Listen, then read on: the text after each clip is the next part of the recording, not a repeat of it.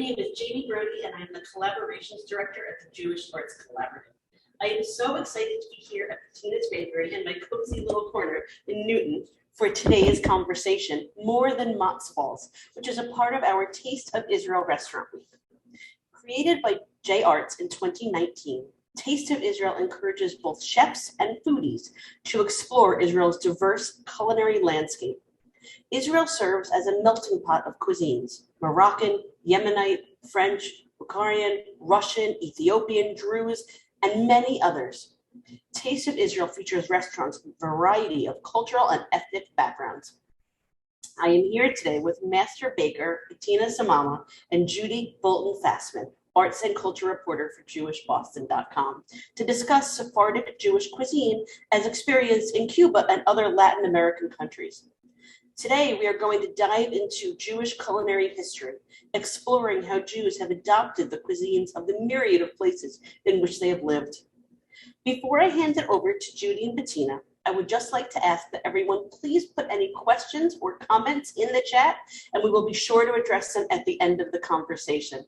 And now I hand it over to my friends, Judy and Bettina. Thank you so much, Jamie. It's really a thrill to be here with you, Bettina. We've been friends for a long time. Our boys went to high school together, and it's amazing to me to see this bakery come to full fruition. It was just a dream and an idea, and you really made it happen. And I think we both had our dreams happen this yes, year. Yes, we did. Yeah, I think we both did. We both did. So I know that you got the Israel spice box, Israeli spice box, and I wanted to know what spices kind of made it into your recipes here at the bakery? So the ingredients that really appealed to me, and I think all of them appealed to me just because I love different kinds of foods. But the three that really stuck out as far as using them in baking were the olive oil, the tahini, and the dates. Olive oil you can use in cakes. They make a very light kind of a fruity cake. Tahini, I know there's a lot of recipes now for chocolate chip cookies with tahini in them. And I thought about, using that. But in the end, my partner and I really decided on the dates because they give a lovely earthy, sweet texture to baked goods. And they're pretty versatile to use. And the ones from the box were really soft and moist. And they're actually delicious. We had to kind of stop ourselves from eating some of them before we use them in the recipe. So, yep. Well, I can attest, having just had the chocolate date cake, that it's a really flavorful, wonderful, satisfying combination. So I could see why you got very creative with the dates. Mm-hmm. And I was wondering, I know that you made the chocolate date cake specifically for Israel Yes. Week? Yep. Okay. But I was wondering if any of those spices made it into your more long-standing recipes, or if they will make it into long-standing recipes. So there are some spice blends that actually I was looking at last week that I think I want to put. We make a soup every week. And, I think you should say that you do more than baking here, that you offer yes, a really hearty lunch. Yes. Your chicken schnitzel is divine. A big comfort food, and I think it's a comfort food in Israel too. Absolutely. Yes. Absolutely. So I was thinking of using the fenugreek in one of the soups. We're very creative with the soups. We always have a soup of the week, and we just kind of come up with it on Mondays or Tuesdays when we have time. So we've done Honduran chicken soup. I've done lentil soup, kind of a Turkish lentil soup. So yes, I think I will use the other spices too, on the more savory side for lunch. You just mentioned Honduran chicken soup, and I'm going to give a shout out to Naum, your partner, Yep. who brings a lot of Latinx flavors to Yes. the bakery. Yes. And I know he's from Honduras. He's from Honduras. Right. And yeah, he's really influenced a lot of our baking and dishes. In fact, our signature baked good is a concha, which is a beloved pastry in Central America and Mexico. Concha is shell in Spanish, and you can find some sort of version of that pastry in most bakeries in Central America. So, and you don't find a lot of it here other than in East Boston, which has a really big Latinx community, more on the West Coast. But yeah, so that's one of our best sellers actually. very approachable kind of a pastry. So you mentioned the Honduran soup. I'm just interested, what is in there spice-wise in the Honduran soup? So cilantro, Mhm. but also the construction of the soup, instead of potatoes, we have yuca in it.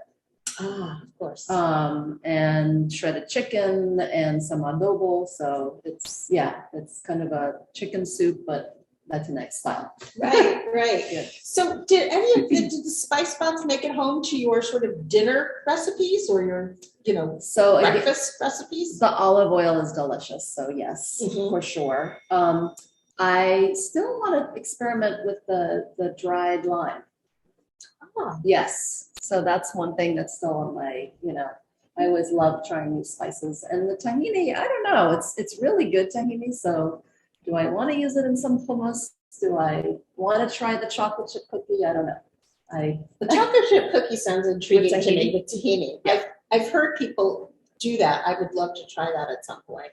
And since it might be something I put on the menu, we'll see, because we are a nut-free bakery, but that's kind of it does supply that kind of a nutty taste, but it's not a nut, so Yeah. sesame paste. Yeah. Exactly. So you are a very international person. I remember being very struck by that when I first met you. You grew up in many countries, I mean, relatively speaking. And you have a German background, but you spent a lot of time in Brazil, and you were just telling us before we went on the air that you also lived in Lebanon, which I did not know that. So I was lucky enough to have a father who worked abroad. And so I grew up in Germany till first grade, and then we kind of moved every 5 years. And, being kids, we were schlepped along. And I grew up in a very, very diverse cultures. We lived in Lebanon, we lived in London for a long time, and then Brazil for high school. So, and then the US. So the first time I came to live in the United States was for college as a freshman in college. Really? Yeah. Oh, wow. So you lived abroad until college. Yes. So what sort of flavors and spices and impressions from those countries do you bring to your food and to the baked goods here, Bettina's? So some of it is definitely German, because Germans have a big tradition of home baking. I always contrast that with, for example, French cuisine, where French people know where the best patisserie is.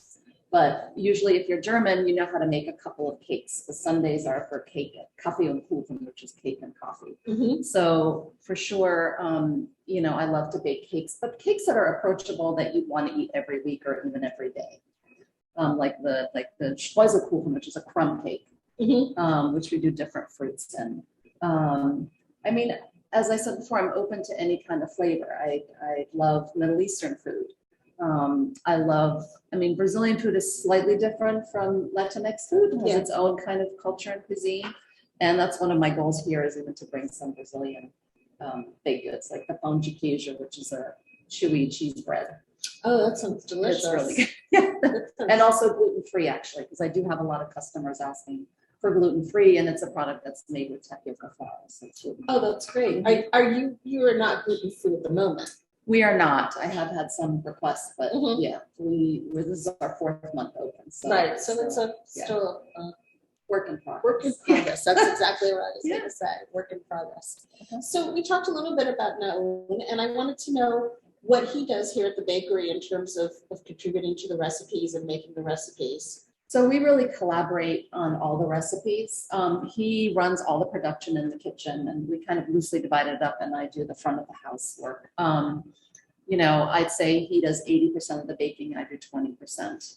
And so we kind of go back and forth. We have a wonderful tres leches cake, which is all his recipe, which is a vanilla cake soaked in the traditional 3 milks. We have the concha, then I do Black Forest cake to order. I do my German apple cake. We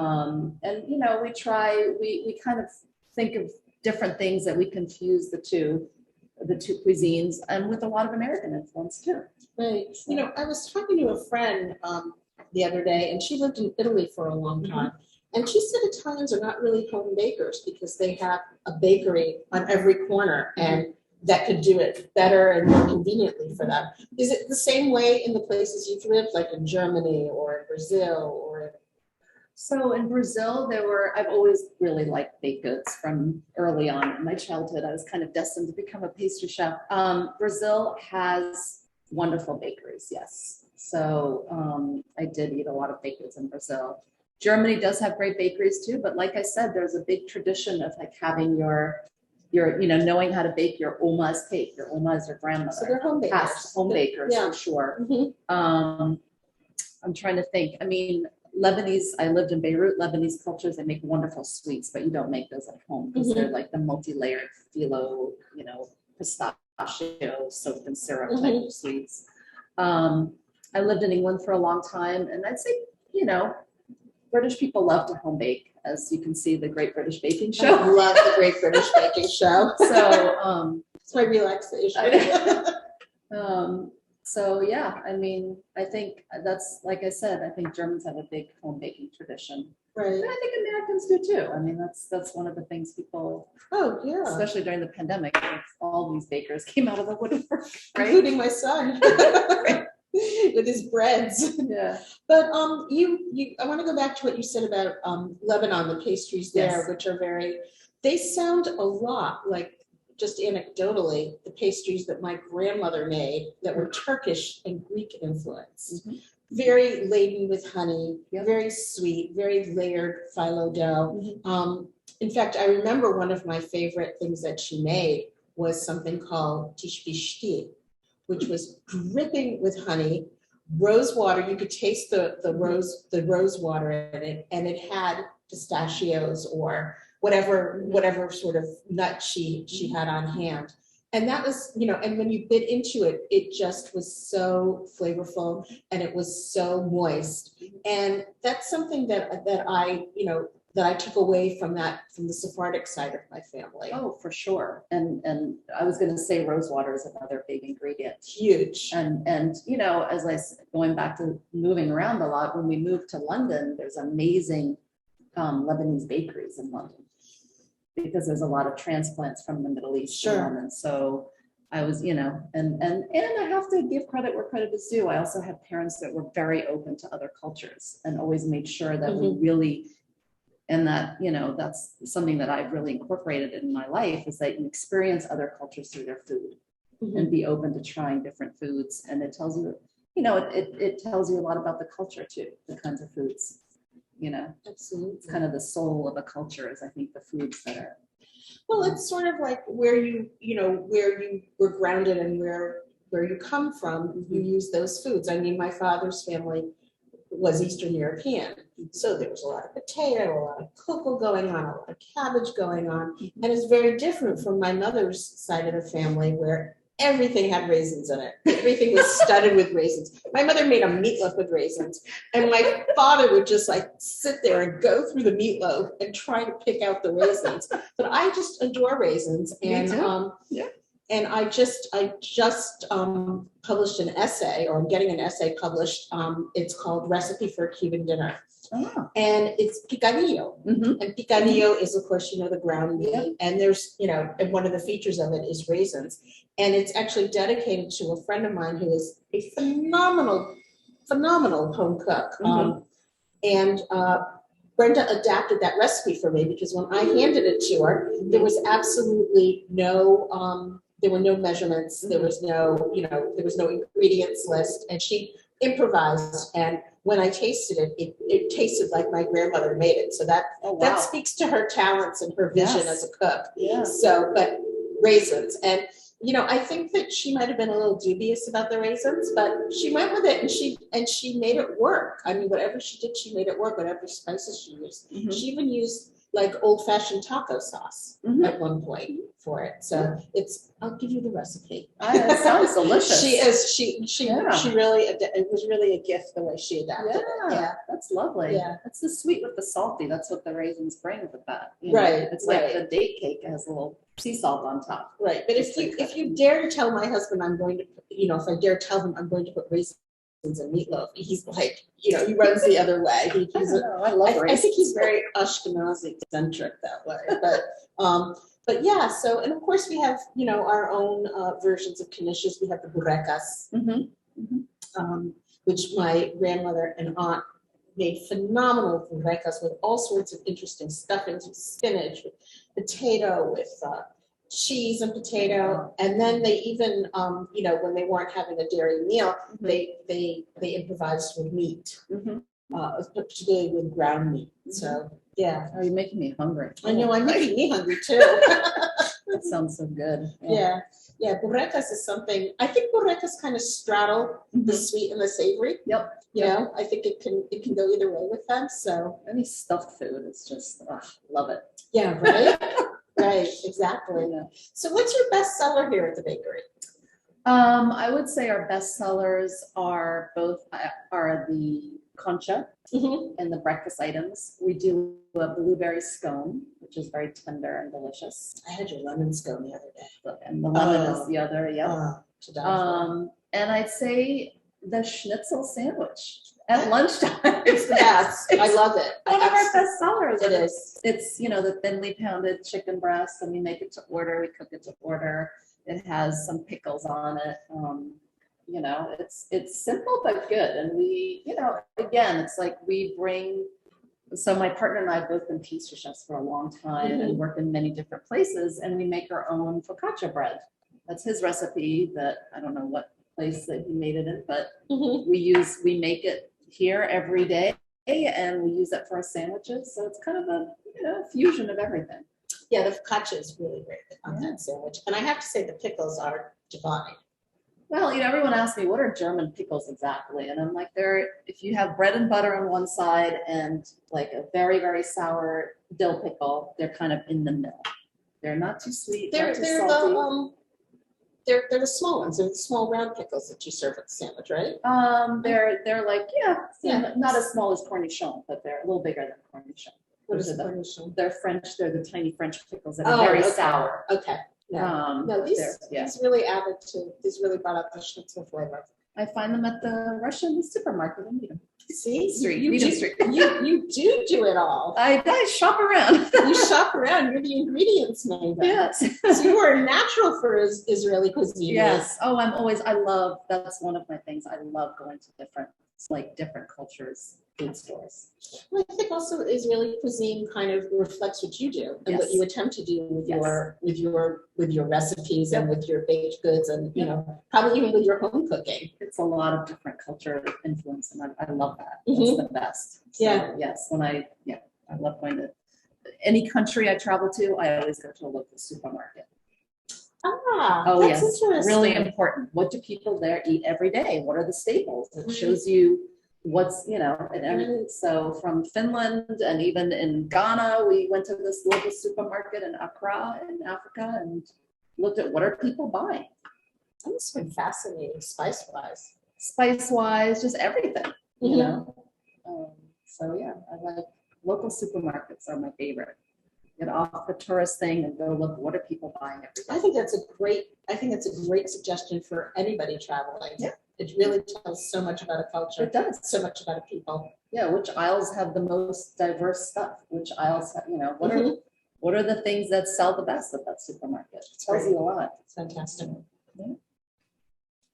Are we ready to introduce your video? Oh, yes. So we did a little video of my partner and I making the date cake, and so enjoy the video of us putting that together. It's great. These are the dates that we chose out of the Taste of Israel box. We did pit them and cut them up. That's what we're going to use in our chocolate date cake. So now we're getting ready to fill our muffin pans with the cakes. We make them in the muffin pan because it's a nice little size, and then we invert them at the end, you'll see. So the muffin pan needs to be well greased, really important, because it is a sticky cake, right? Yes.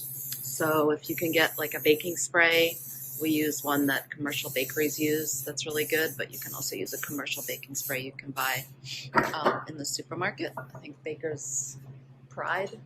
One way to get all the portions the same size is to use different size ice cream scoops. So we have all different size scoops. Just gonna scoop out one exact scoop for each portion. There we go. So the nice thing about this batter is that you can use some of it and then keep the rest in the fridge overnight. And when you're ready to bake the next day, bring it up to room temperature and then scoop it out and bake it. So you could prep the recipe the night before or the day before and then use it the next day. All right. And what temperature oven do these go in? It's going at 325, around like 10, 12 minutes. Okay. First round, then we do the rotation, another 12 minutes. Okay, perfect. So here at the bakery, we use a convection oven, which does bake a little faster. So we just turn them around, and they're already puffing up really nicely, but they're not done yet. So our cakes are ready to come out of the oven. They should be a little bit soft at the top, but springy. You don't want to over bake them, so they stay nice and moist. So are we going to flip them over right away, or do you wait a little bit? Just wait a little bit, all the heat comes out for a little bit, then we flip it over. Okay. So we have to be a little patient. Okay, we're getting ready to flip over our date cakes. Here we go.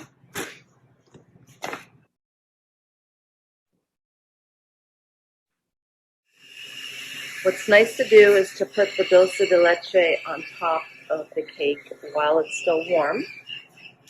So here we have our dulce de leche. And we have our sea salt ready to sprinkle on top. I like this brand, the Malden sea salt. It's actually from England. I like the size of the crystals in it. Has a really nice little crunch to it. You don't need a lot. It's not cheap, but you don't need a lot for each item of food that you want to sprinkle it on.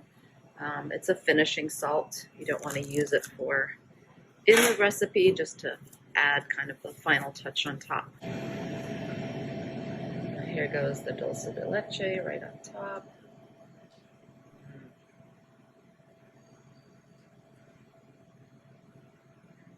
Give it a little bit of caramelly sweetness. It's hard to explain the taste of dulce de leche. It's kind of caramelly, but it has a very milky taste too, since it's basically made from caramelized sweetened condensed milk. Depending on how much of a sweet tooth you are, you can add more or less. It is pretty sweet. And now we're just going to finish it with a tiny bit of sea salt. Just needs a tiny bit.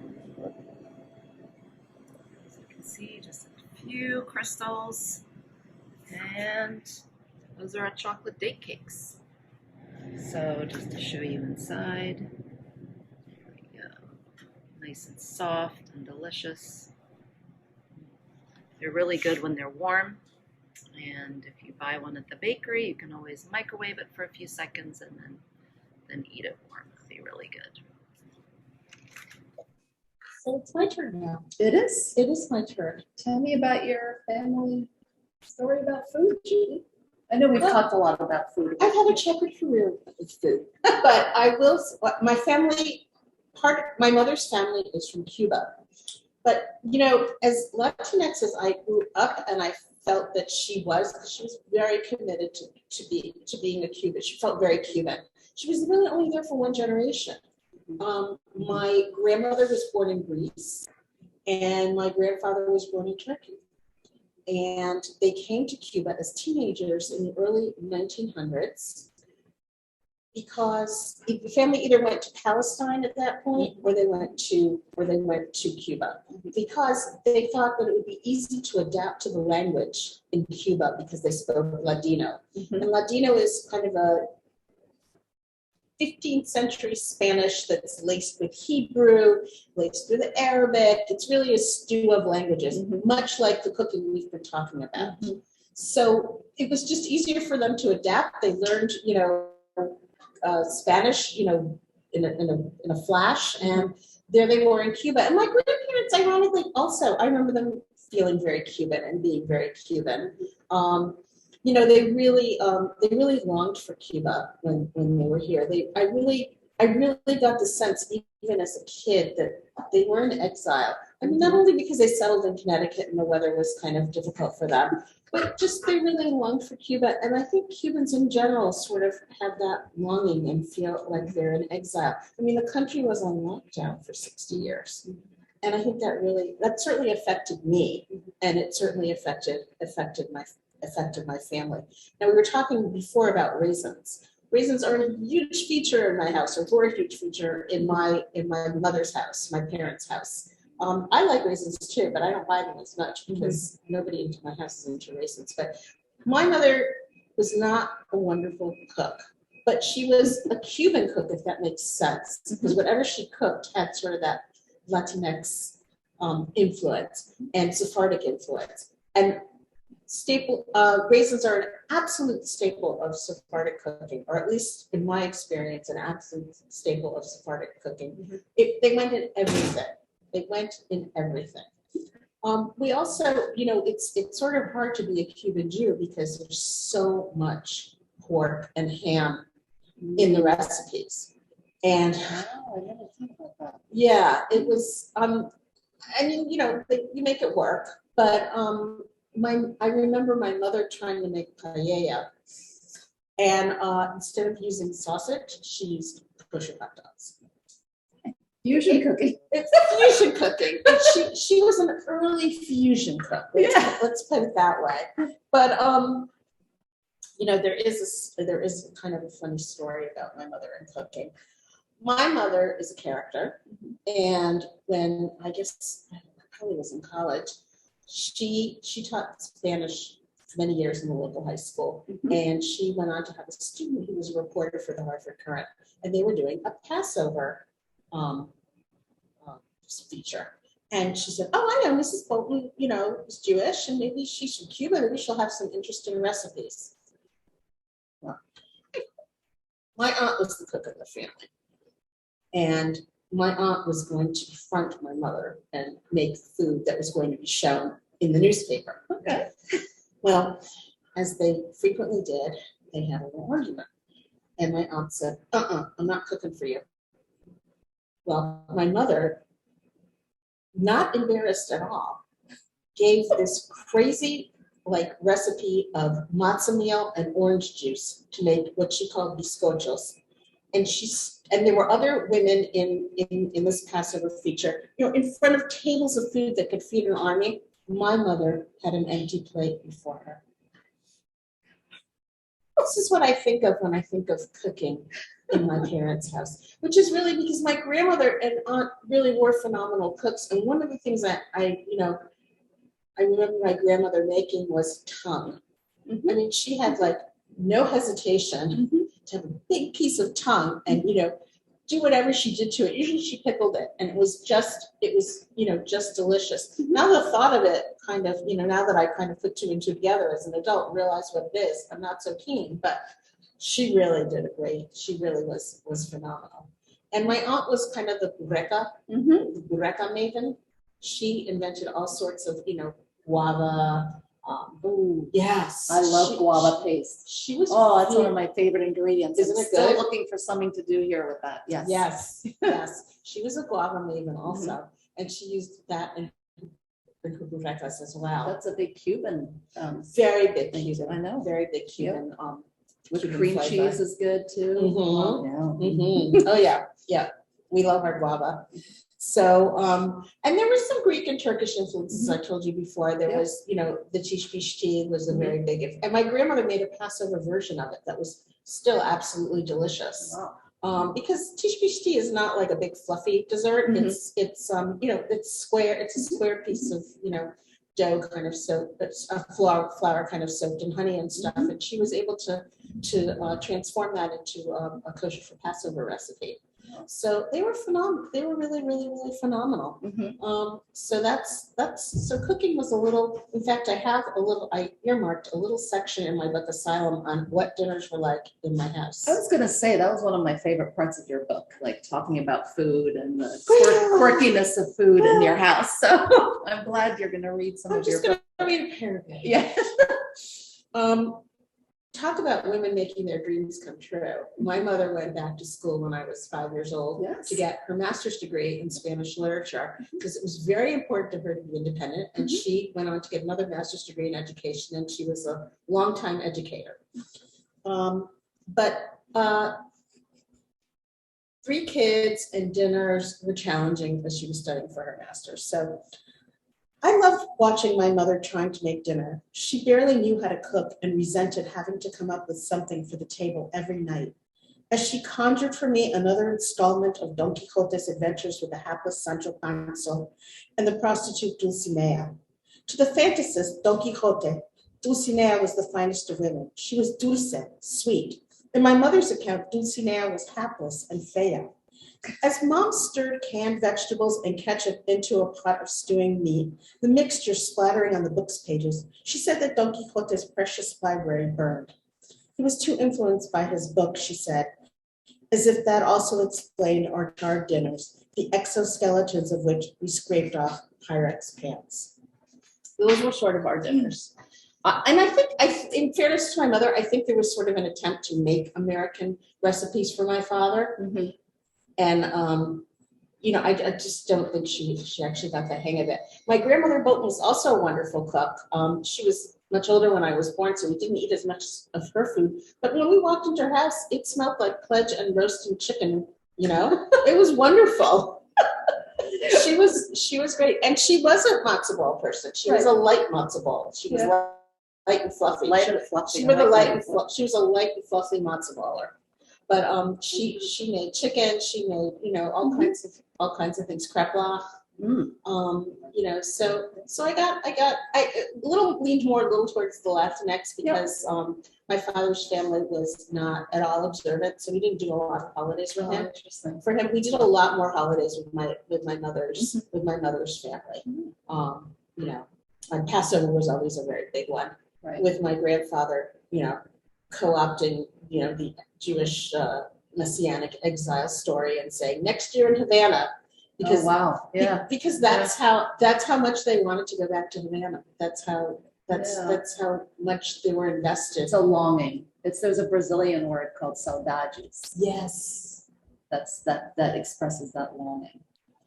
So shall we segue to the Q&A?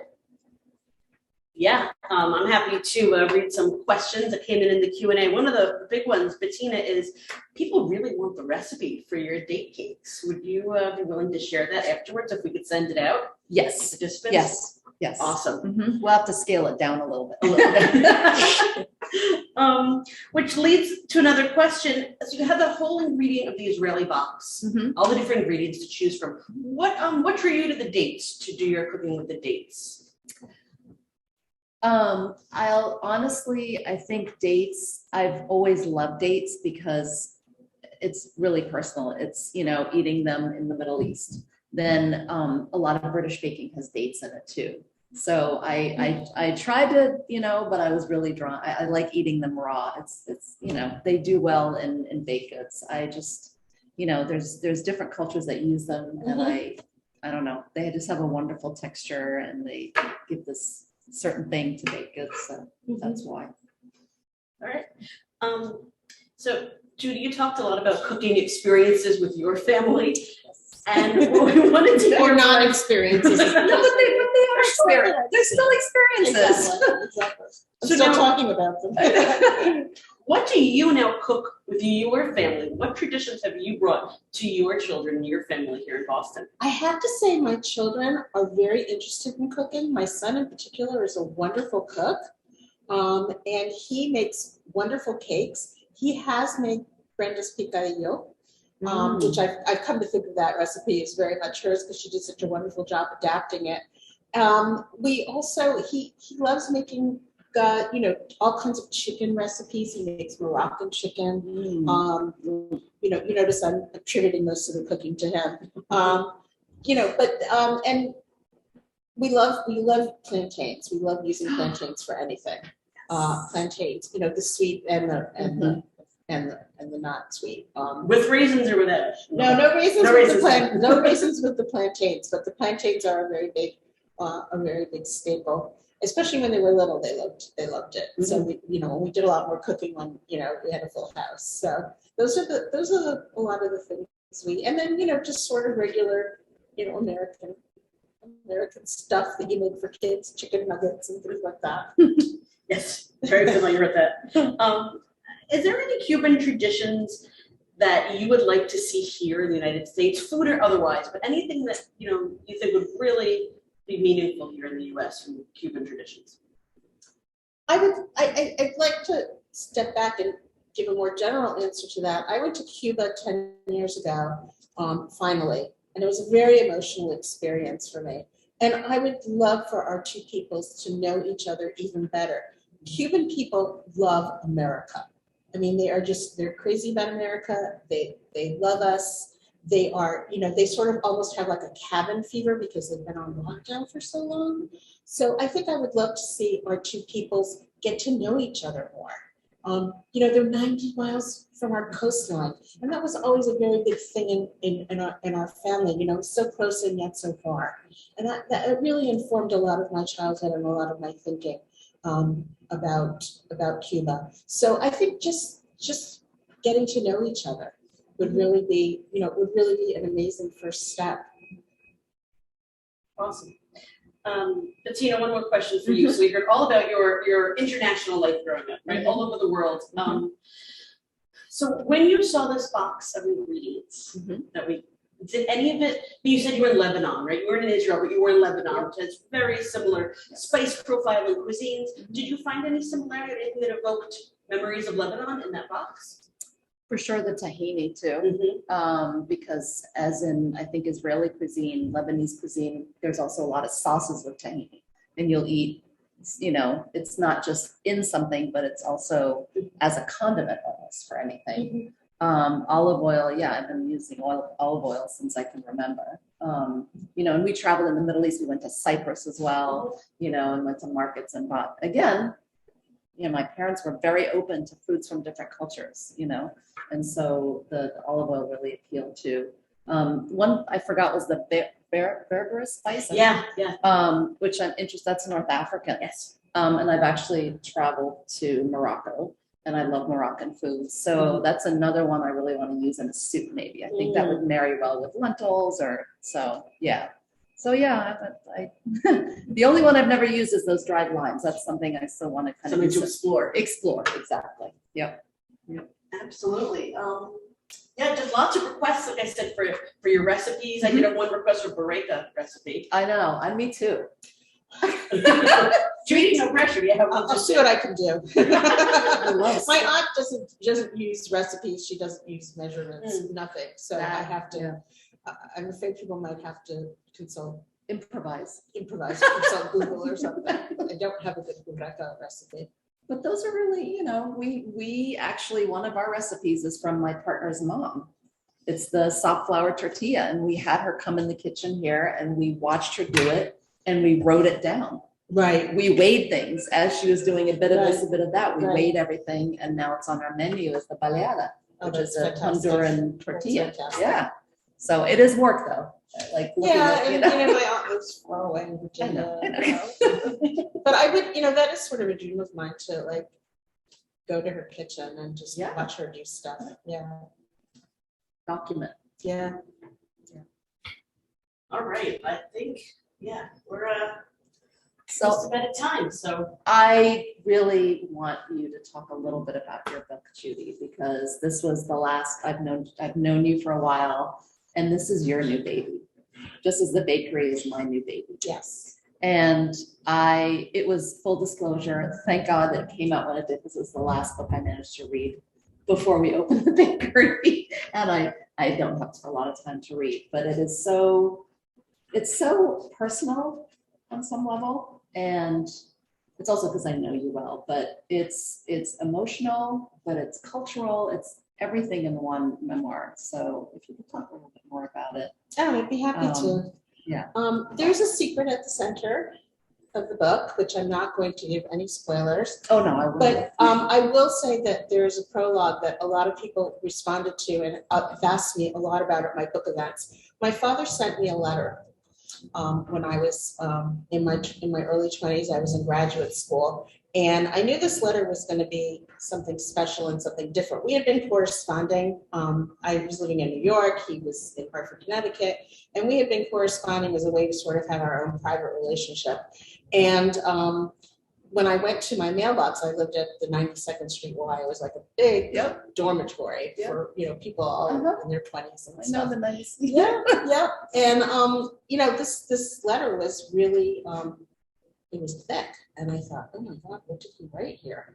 And I said, I better not like rip it open here at the mailbox. I'm going to go upstairs to my room and see what this is all about. But when I this was the mid 80s. So when I got to my room, of course, my answering machine light was blinking, the red blinking light. And I'm thinking, oh, maybe it's my bad boyfriend calling me. But no, it was my dad. And he sounded pretty desperate. And he said, look, I sent you a letter. He rarely made phone calls. He hated to talk on the phone. And I need you to burn it. And I really thought about it for a long time. I actually held the letter for a long time. I started looking at it, the light and everything. And I ultimately made the decision to burn it because I was fearful of what was in that letter. I was fearful that it was going to be, I didn't know if it was going to be a suicide note because I knew he was very unhappy. I did it. It was sort of like automatic. And well, I said it was automatic, but it wasn't really automatic. I really did think about it. But, people ask me, do I regret burning the letter? And I don't, because I think it sent me on this journey that has been the book. That's true. And having read the book, that is true. It did. It launched a journey. The journey it launched it, and it may have started a bit later than, that I wanted it to. But no regrets on that either. It happened when it happened. And I have no regrets that I burned it, and I sort of am very very glad that I did in a way because it was a way to honor him. And as one of his friends in the books said, your father was a noble man, and I really felt that, and when he said that, that really resonated with me. So it's a family story. It wasn't always easy to be in that family, as you know. Yeah. The title comes from the actual address I lived at, 1735 Asylum Avenue. It speaks to the asylum that my Cuban relatives sought after Castro took over the island. And, it's the anecdotal definition too of, it's a little insane in there at times. But so, the title was really a gift from the universe. It was a writerly gift from the universe, and I'm very, very grateful for it. I'm very, very grateful for all of it. So you took the words out of my mouth when you said, I was going to say you honored your father by not burning it. By burning it, rather. I did, and I feel good, and I feel because good at first about I was that. like, wow, how did you have so much self-control? But then Fear, a lot of it was Yeah. fear too at the time. I remember being very afraid at the time. Yeah. But to see it, it wasn't a simple like, of course I have to see what's in it. In fact, it was very much the opposite reaction. So that's Asylum, and I hope people will read it and enjoy it. And it is really good. I read it in one shot. oh, thank you. Yeah. Thank you. Yeah.